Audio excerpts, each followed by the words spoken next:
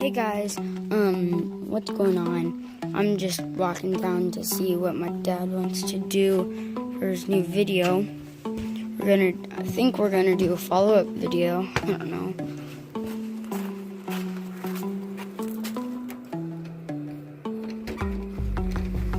Hey Dad.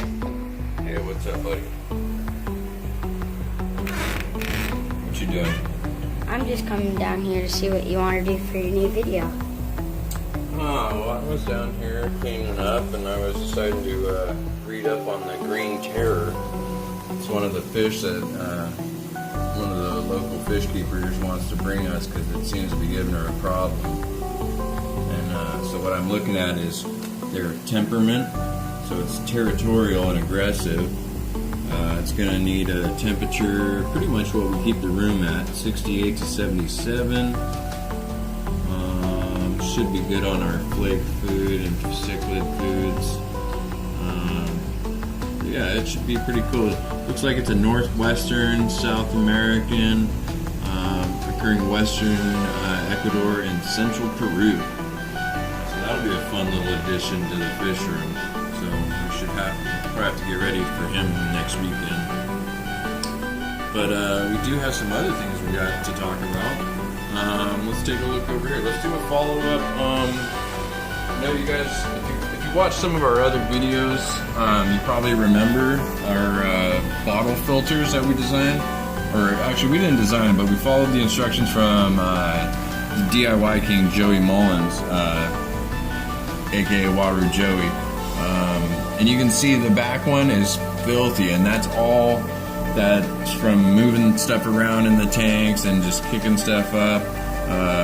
It's completely just grabbing all that little stuff, and you can see the darker area at the bottom getting lighter up, and then it returns back out. Right now we have it kicking back out into the bubble line. Let's actually reduce that, maybe get a better vision here. So what we did with that was we just strapped it on with a zip tie up through the bottleneck. It allows all the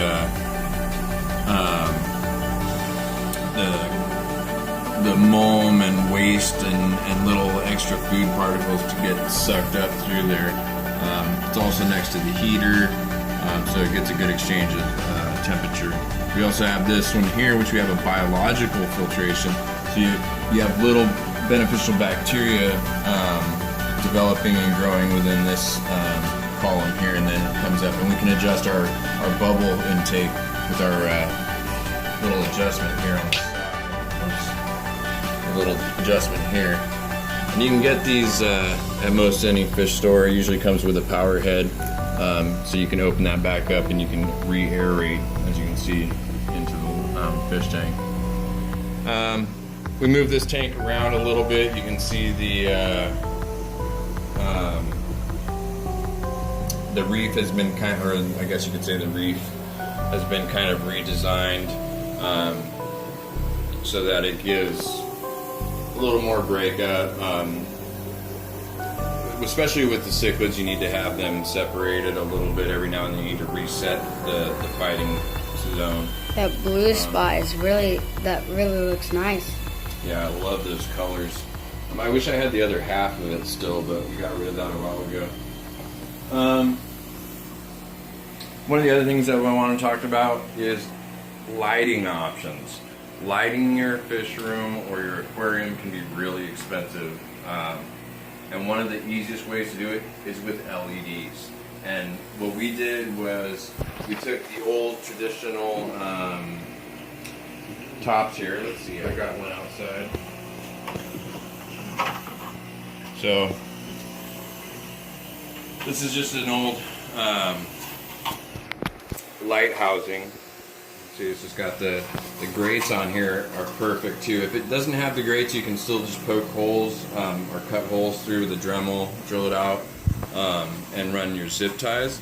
And what you do is turn here down, show them. It's kind of hard to tell, but there's a LED bar, like a tube, and you can see the zip tie there going up through the top and around. And what that does is that creates a perfect custom LED light top. that's going to last us for a really long time. I won't have to mess with that with these lights for like 45 years, something like that. Moving along, everything's looking pretty good on this side. This one here, if you also saw follow up, maybe you can back up here, see what kind of a good shot you can get on that background. Right about there, maybe. Hold that. So this, you can see on this background how all the dark grooves and the three-dimensional effect is working out really good on that styrofoam. And again, that's just a really simple styrofoam background that you can stick behind your tank. You don't need to disrupt your tank to make your tank look fuller and deeper. Yeah, it's got the texture. Works great, as you can see there in that tank.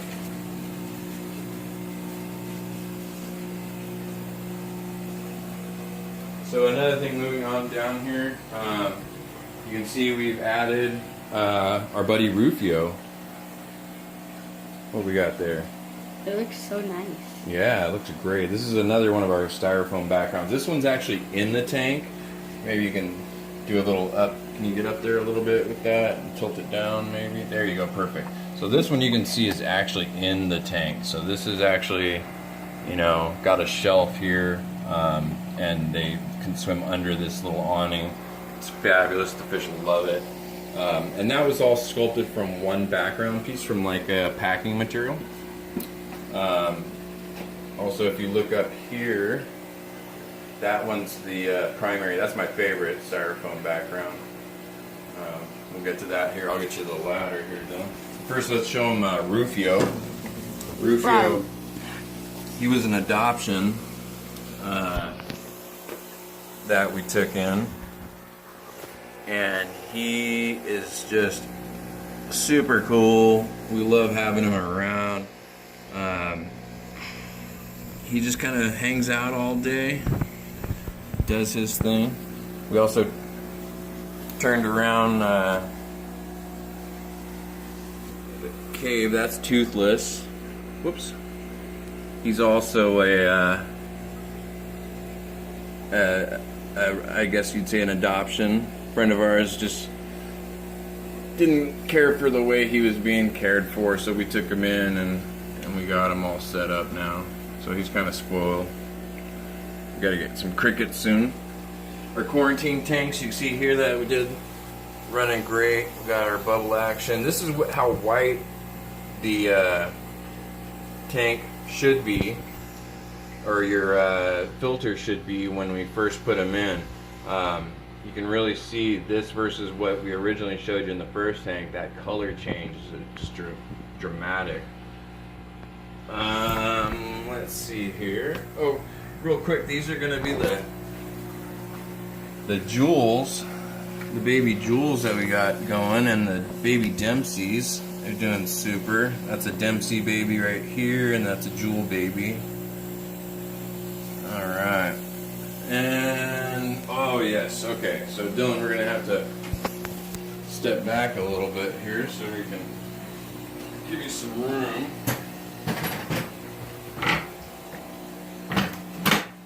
The ladder. Let me turn on the other light for you. And why don't you tell them what that is, Dylan? That's an oxalotl. That is a axolotl. We haven't decided on a name for him yet, but we're thinking Pepper because of his speckles. Super cool. Lives on a earthworm diet. Loves fresh water. And that's what we're all about, is fresh water. Simple creatures that you can keep easily. Do a water change with him every week. I'll probably do one every couple of days, probably like I do with the rest of the room, just to stay on it. You can see here. There's him. I think we're gonna go with Chester. Mm-hmm. Doing super good. I think Chester might have eaten most of his tank mates. he had a couple of cheesy snacks because we're missing a neon and a couple of jewel babies or juveniles. And this tank over here is looking fabulous. That's another that's the other bottle that we designed. I think it was about a week now we've been running these with the crushed lava rock and filter floss, and it works great. I mean, you can really see the clarity of the tank. It does a great job. You can see them under the cove there. And that's the great part about doing a 3D styrofoam background, is you create that awesome natural habitat. You know, look at that. Fabulous job. Good job, Dylan. Alright. And that pretty much covers what we've been up to lately. Just kind of keeping things fresh and keeping things simple. Again, if you have any questions or comments, leave it in the comment section below. Be sure to hit the like and subscribe buttons if you like what we're showing you and the information. Why don't you show them real quick here? I just want to show them. Sometimes I get a lot of questions about our lighting. So this is our light system. This is our timer system. It's a Intermatic 7-day, 7-event outdoor timer. So I can control every day of the week, on and off. You can do random, you can do auto. It's a great device to get. So this is really what you want to do. We also have our humidity and temperature monitor in the middle of the room. Okay. And then if you look over here, we also have mounted temperature gauge on this side of the room.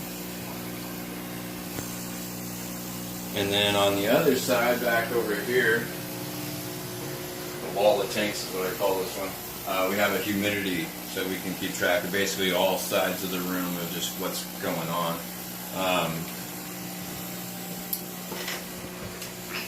Everything seems to work out pretty well. Oh, again, can you get up here, Dylan, and show this? This is the other bottle filter option that we didn't do on our filtering system. We basically just ran the air hose underneath the neck through a hole, and then ran the air stone, and it's just going up through some floss and some filter media pads like a charcoal and a carbon reducer. And we'll probably show you how to do that style on another video. So other than that, not too much has changed in the room. Actually, I guess you could say a lot has changed in the room. So, still waiting to hear on a couple other options that we might be doing. We're going to be possibly getting a green terror, as I said originally. That's what I'm waiting to get in here. And yeah. So hopefully you guys are keeping it fresh, enjoying your summer. I know it's almost back to school time, or is back to school time for some of you. So be safe. Watch out for those kids in the crosswalks, and be sure to keep it fresh. Thanks again, Dylan, for helping me out. And coming down to hang out with me. Pretty much all set, so I think we're going to go play some Minecraft. And yeah, alright, so enjoy your day, keep it fresh, stay fresh, and always, thanks for watching. Subscribe. Subscribe.